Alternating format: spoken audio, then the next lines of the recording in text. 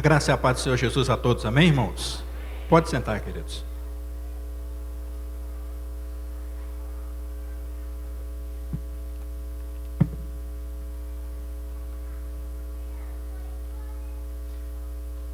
Irmãos, eu confesso que para mim é uma alegria, um prazer, uma responsabilidade muito grande, porque aqui congrega os meus mestres, pastor Tiago Samuel, pastor Flávio, meu professor também, Tiago, que é nosso professor, meus colegas de ministério de faculdade, né, irmã Lia e irmão Maurício, que nos convidaram.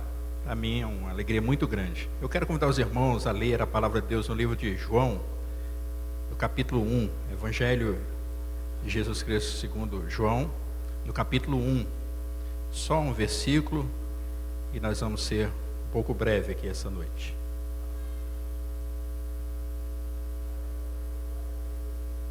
À medida que os irmãos acharem, vamos colocando de pé para honrar a palavra do Senhor, honrar o Deus da palavra.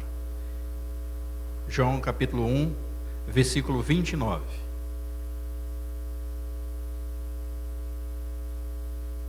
Glória a Deus.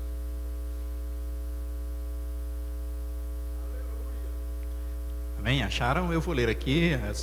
Podem ter traduções diferentes, mas o sentido é o mesmo. João capítulo 1, versículo 29 diz o seguinte: no dia seguinte, viu João a Jesus, que vinha para ele, e disse: eis o Cordeiro de Deus, que tira o pecado do mundo. Amém? Vamos orar? Pai, é no nome de Jesus que oramos ao Senhor, e eu te peço em nome do Senhor Jesus Cristo, que nos abençoe nesta noite, abençoa a tua palavra, que fale aos nossos corações, para a glória, a honra e louvor do nome do Senhor. Amém? Sentem-se, irmãos. A proposta aqui é de um culto missionário. Eu quero dizer para os irmãos que Jesus representa aqui o sacrifício perfeito, mas eu quero dizer também que o mundo está doente, e o remédio é Jesus Cristo, amém? João estava à beira do Rio Jordão, quando ele avista Jesus vindo, e ali estavam algumas pessoas com ele, e ele diz: olha, lá vem o Cordeiro de Deus. Agora vocês podem imaginar como era a alegria do coração de um homem que vê Jesus. Eu não sei qual foi a alegria que você teve quando aceitou Jesus como Senhor, mas todas as vezes que crentes do meio pentecostal oram e recebem a presença do Espírito de Deus, muitos deles falam em línguas estranhas, muitos deles se emocionam, porque a presença do Senhor está ali, e quando o Senhor está presente, nós sentimos alguma coisa sobrenatural. Quem já sentiu isso aqui? Nós já sentimos isso aqui essa noite. João então contempla a maior visão que ele poderia ter. Ele vê Jesus vindo, e quando Jesus vai chegando, ele olha para Jesus e diz: esse é o Cordeiro de Deus. As pessoas estavam ali próximos a João, e eles puderam ouvir João falar sobre Cordeiro de Deus, e eles talvez se lembraram: puxa, será que esse que João está falando é aquele lá do passado, aquele do qual nosso pai Abraão foi sacrificar o seu filho Isaque, e quando ele estava para sacrificar, Deus falou, bradou dos céus, o anjo do Senhor veio e disse: não sacrifique o seu filho, porque eu providenciei um cordeiro. Deus é Deus de providência, amém, igreja? Então as pessoas estavam em volta ali a João, e eles ouviram João clamar: esse é o Cordeiro de Deus. Esse é aquele que vai ser colocado em sacrifício. Esse é aquele que vai fazer um sacrifício eterno. Nós nos alegramos porque um dia aceitamos Jesus como Senhor e Salvador da nossa vida. Quem se alegra com isso? E nós um dia entendemos que não precisamos mais de sacrifício, porque o Cordeiro de Deus fez todo o sacrifício necessário para que nós pudéssemos viver para a glória do seu nome. Mas escute isso, queridos. 1 Pedro capítulo 1, versículo 18 diz o seguinte: sabendo que não foi mediante coisas corruptíveis, como prata e ouro, que fostes resgatado do vosso fútil procedimento que vossos pais vos legaram. Há um chamado aqui, eu gostaria que nós prestássemos atenção nisso. Pedro está dizendo, olha, não foi de qualquer forma que você foi resgatado, mas ele vai dizer o que foi. No versículo 19 ele diz o seguinte: mas pelo precioso sangue de Jesus, mais precioso sangue, mas pelo precioso sangue. Quem aqui foi resgatado pelo precioso sangue de Jesus? Mas pelo precioso sangue, pelo sangue precioso do Cordeiro. Olha, não é qualquer sacrifício, é o sacrifício de Jesus. Diz o seguinte: mas pelo precioso sangue, como de cordeiro, sem defeito, sem mácula, o sangue de Cristo. Oh, queridos, eu não sei se você pode contemplar a alegria de quem recebe a Jesus como Senhor, a alegria de João quando viu Jesus, e quando ele relatou que ele era a providência, aquele homem que estava ali era a providência. E quando João falou isso, certamente eles se lembraram quantas vezes eles foram ao templo para levar um cordeiro para ser sacrificado pelo sacerdote por causa dos seus pecados. Mas agora João está dizendo, não precisa mais, eis que vem o cordeiro do sacrifício eterno, do sacrifício único, aquele que vai sanar toda necessidade de sacrifício para todos aqueles que creem no seu nome. Aleluia. No livro de Apocalipse existe 18 vezes menções ao Cordeiro, falando sobre o Cordeiro. No capítulo 19 de Apocalipse, a Bíblia fala que Jesus, o Cordeiro de Deus, ele subjuga, ele põe abaixo, ele põe sobre a rédea Satanás, como diz a palavra, a besta e o falso profeta, e subjuga todos os seus demônios, porque o cordeiro agora também é leão. O leão é o cordeiro e o cordeiro é o leão. Nós não podemos fazer aqui uma separação, mas entendemos que aquele que servimos, ele é Deus, ele é Senhor, e ele é o Cordeiro de Deus que tira o pecado do mundo. O doce Cordeiro de Deus que tira o pecado do mundo também é leão. Mas eu queria que você pensasse comigo que hoje é culto de missões, e o mundo precisa de ouvir falar de Jesus. O mundo precisa de ouvir falar daquele que tira o pecado. Todas as religiões, todos os credos têm um Messias. Os muçulmanos estão esperando um tal de Omar, que vai nascer ou vai vir para resgatá-los. Todas as outras religiões estão esperando alguma coisa, mas nós já temos o Messias e podemos anunciar que Ele é o Senhor. Ele é o Senhor, o Cordeiro de Deus que tira o pecado do mundo. Mas a Bíblia diz que Isaías, cheio do Espírito Santo, no capítulo 6, versículo 8, ele diz: a quem enviarei e quem há de ir por nós? Essa parte nós entendemos e gostamos. Mas a outra parte, envia-me a mim, não é muito agradável de ouvir. Mas nós precisamos nessa noite de resgatar um espírito missionário, um desejo missionário nos nossos corações, no coração de cada um de nós, para que possamos fazer a obra do Senhor. Porque alguns ainda estão acendendo velas para apagar os sacrifícios, para tirar das suas mentes os pecados que existem nos seus corações, como se isso pudesse ser feito. Alguns estão fazendo sacrifícios para que isso tenha tirado dos seus corações o pecado, mas o pecado não sai, porque há um poder que há no sangue de Jesus, e esse poder é que limpa o homem do pecado. Esse é o poder que faz o homem ser nova criatura em Cristo Jesus. O sacrifício do Cordeiro, amém? Existe 1 bilhão e 600 milhões de muçulmanos no mundo. E talvez você diga, eu não tenho nada a ver com isso. Deixa eu lhe dizer uma coisa. Existem 11 mesquitas no Brasil. Aí você diz, ainda bem que são longe. Tem uma aqui na Asa Norte. E pelo que eu sei, alguns grupos estão estudando Alcorão? Estão estudando, não Alcorão, o livro deles, estão estudando sobre Alá. Aqui subindo a Potiguar, entre o primeiro e o segundo balão, tem um grupo que se reúne ali, numa casa. Deixa eu lhe dizer, O mundo precisa de ouvir falar de Jesus. Alá não vai salvar as pessoas, nem Maomé, o profeta, não vai salvar ninguém, mas o mundo precisa ouvir falar que existe um cordeiro, que ele fez o sacrifício, que João viu e João falou: eis o cordeiro, aquele que tira o pecado do mundo. Oh, o mundo precisa de Jesus, amém, igreja? O mundo precisa de Jesus. Eu queria que você lesse, se você puder, o livro de Lucas. Deixa eu correr aqui, livro de Lucas, no capítulo 19. Glória a Deus. Livro de Lucas, capítulo 19, irmãos. O versículo 41, os irmãos podem estar sentados mesmo. Livro de Lucas, capítulo 19, versículo 41. Deixa eu ler aqui. Quando ia chegando, vendo a cidade, chorou. Por favor, não leia agora. Jesus vai chegando a Jerusalém, e ele olha a cidade, e a Bíblia diz que ele chorou. E o que eu entendo aqui, o que eu entendi aqui, que eu compreendi, é que Jesus não chorou somente, ele gritou, ele lamentou, ele chorou bem alto. Por que será que Jesus chorou? Poucas vezes a Bíblia declara que Jesus chorou, mas quando Jesus olha para Jerusalém, ele chora. Ali está a cidade, onde é o centro religioso dos judeus, e Jesus olha para muitas pessoas ali, e Jesus chora. E por que Jesus chora? Porque o Senhor Jesus viu uma grande multidão fazendo sacrifícios, levando animais para serem sacrificados.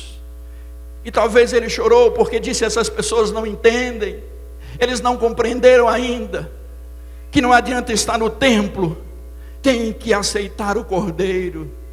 E eu vim para fazer o sacrifício completo. E veja o versículo 42, livro de Lucas, capítulo 19, versículo 42. E dizia: se conheceras por ti mesma, ainda hoje, o que é devido à paz. Ele viu a grande multidão, e talvez ele dissesse assim: se vocês soubessem. Se vocês soubessem quem pode dar paz a vocês, vocês não estariam ano a ano no templo. O povo de Israel ia ano a ano ao templo em Jerusalém para sacrificar animais. Se os muçulmanos soubessem que o meu doce Jesus salva e liberta. Se os índios soubessem. Se as pessoas no meio rural soubessem. Se eles soubessem. Mas quem irá?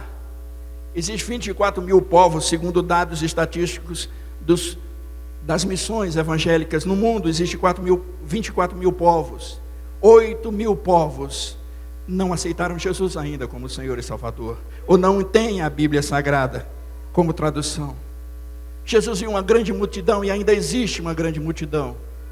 Eu vou dizer alguns dados aqui para os irmãos, que eu recolhi do IBGE, do censo de 2010. Das regiões mais difíceis de serem evangelizadas, existe uma região, dos povos mais difíceis de serem evangelizados, existe os índios. Os índios, tem uma grande quantidade de índios que não tem sequer o Novo Testamento traduzido na língua deles.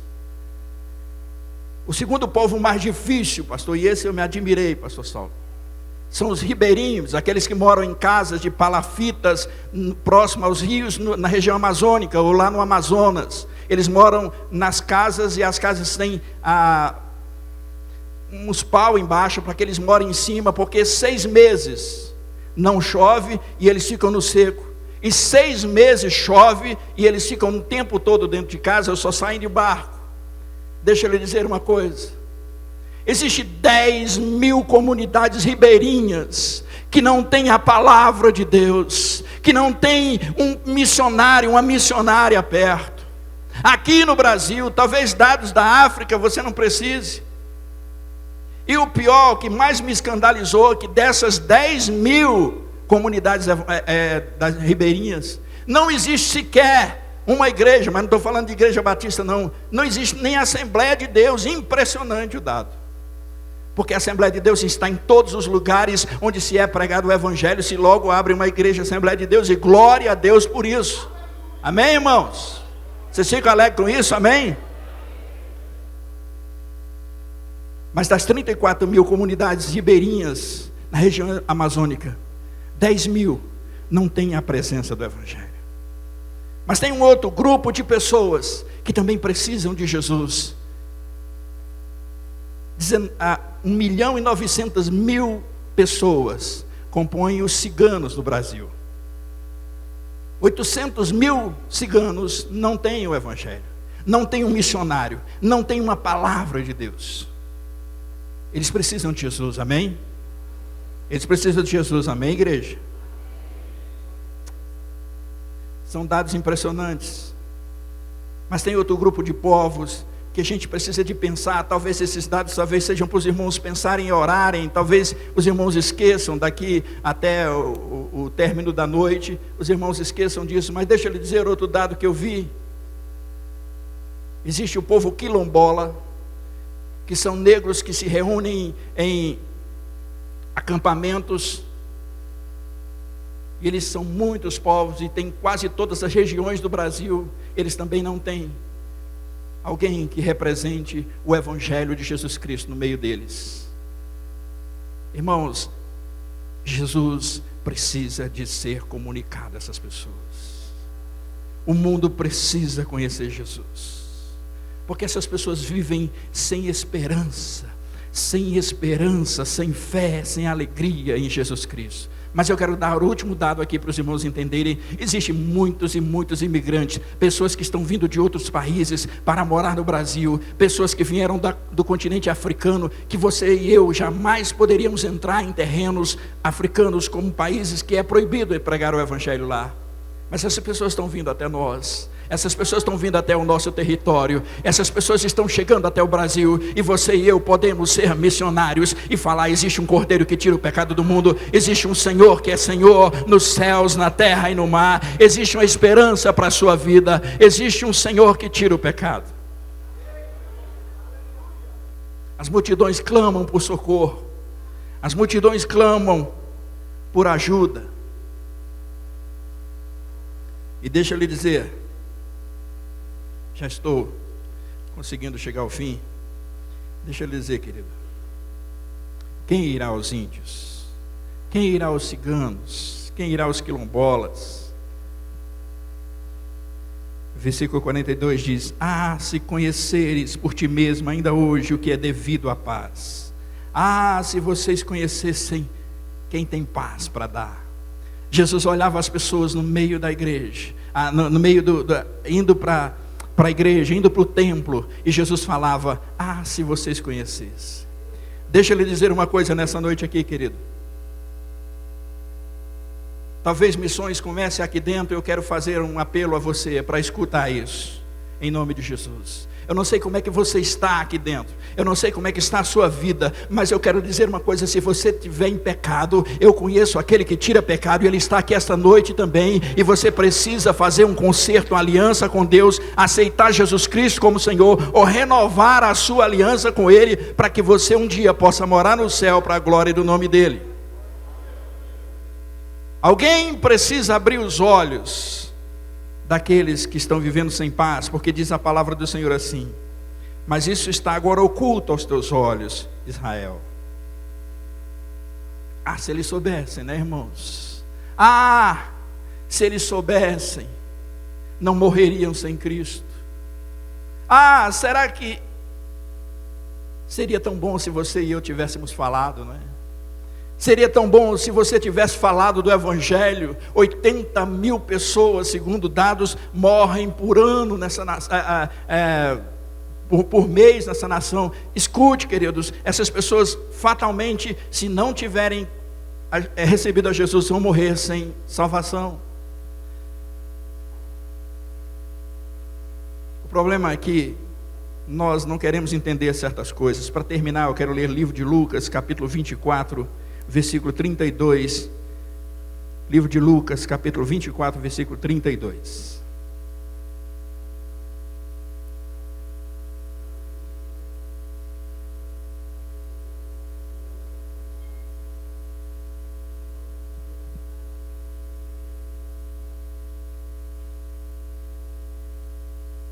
Glória a Deus.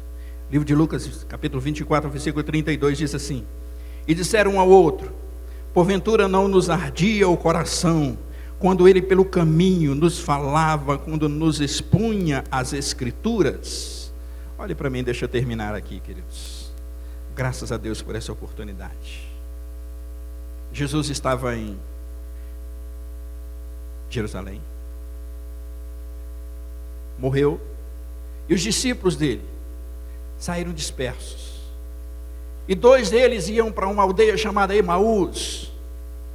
E quando eles caminhavam, Jesus aparece, porque já havia ressuscitado, aparece entre eles, e eles vão caminhando, e Jesus conversa com eles, eles conversando entre si, Jesus conversa e pergunta: que conversa é essa que vocês estão falando? Ele disse: vocês não sabem, o senhor não sabe da notícia?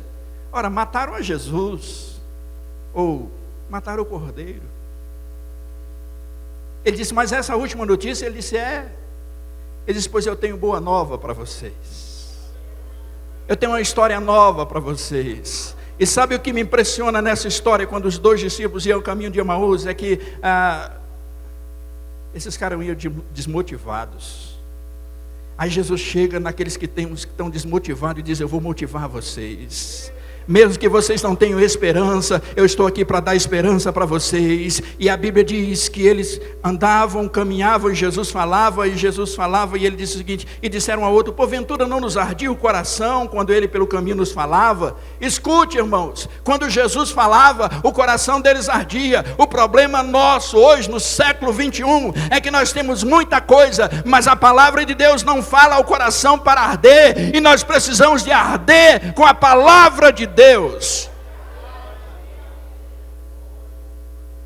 Muitas vezes a palavra não fala mais como falava antigamente. Jesus disse: olha, já que ardia a palavra no seu coração, ou no coração de vocês, eu tenho uma proposta nova para vocês.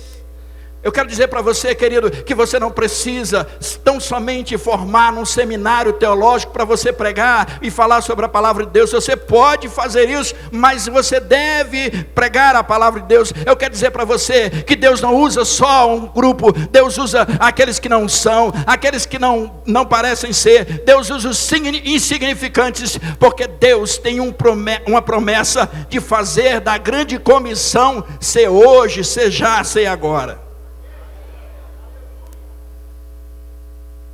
Jesus chama 2 discípulos desconhecidos e chama eles para voltar para a cidade onde os sonhos tinham sido despedaçados.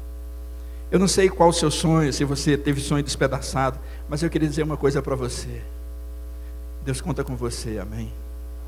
Deus conta com você, amém, igreja?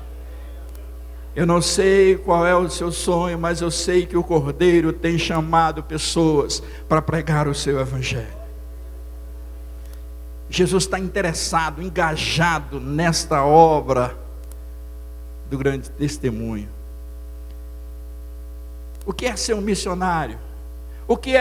Quem foi chamado para ser missionário? As pessoas dizem: quem tem dom missionário? Querido, eu quero lhe dizer uma coisa: todos nós fomos chamados para pregar o evangelho de Jesus Cristo. Todos nós podemos dizer que Jesus Cristo salva, Jesus Cristo cura, Jesus Cristo liberta, e Ele vai voltar para buscar a igreja que prega a sua palavra, aqueles que a palavra ainda arde ao coração. Se a palavra de Deus não tem ardido ao teu coração, que nesta noite arda em nome de Jesus, que nesta noite a palavra queime para a glória de Deus. Deixa eu contar um testemunho rápido aqui para terminar. 2 discípulos, 2 missionários foram ao Afeganistão. E lá é proibido pregar o evangelho. Um país onde a maioria é muçulmano. Eles foram para as montanhas. E lá encontraram uma comunidade. E nessa comunidade eles encontraram a energia gerada gerador. E eles levaram um projetor para passar um filme. E perguntaram para o chefe da aldeia se podia passar um filme muito conhecido, chamado filme Jesus. Um filme Jesus, que é um filme de missões. E ele estava, então, com aquele filme ali, e foram passar para as pessoas. e reuniu cerca de 700 pessoas para assistir o filme. E o filme começou a passar,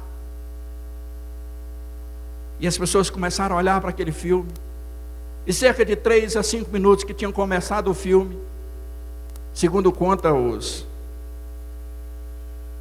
jovens que estavam evangelizando, os missionários, conta que as pessoas começaram a gritar, e começaram a gritar e a apontar para a tela, e começaram a gritar e falar na língua deles, na língua nativa, e começaram a gritar, e os dois ficaram perturbados, desiludidos, pensando que mal fizemos a esse povo, e começaram a chamar o chefe, e o chefe gritava, ele disse: chefe, vem cá, e o chefe não, gritava, e as pessoas começaram a chorar, e choraram desesperadamente, e então eles chamaram o chefe daquele povo e disseram: o que mal nós fizemos? Ele disse: mal nenhum. Ele disse: então por que esse povo grita e chora tanto? Ele disse: é porque aquele homem que está ali, aquele Jesus que vocês estão falando ali, ele esteve há 3 dias nessa aldeia, ele esteve falando, ele esteve curando, ele esteve libertando. Querido, eu quero dizer que Jesus está empenhado em fazer a sua obra.